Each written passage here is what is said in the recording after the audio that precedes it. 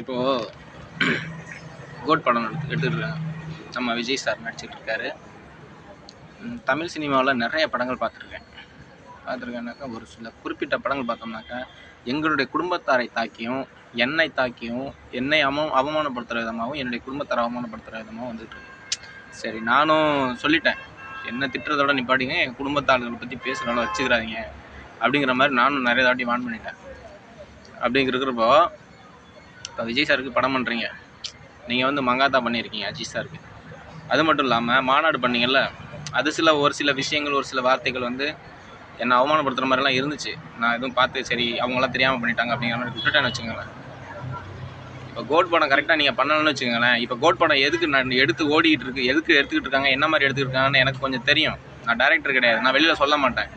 ஆனால் கரெக்டாக எடுத்து ஒரு 500 கோடி விஜய் சாருக்கு நல்ல பேர் வரலன்னு வச்சுக்கோங்களேன், வெங்கட் பிரபு நானே கழுவி ஊற்றுவேன்.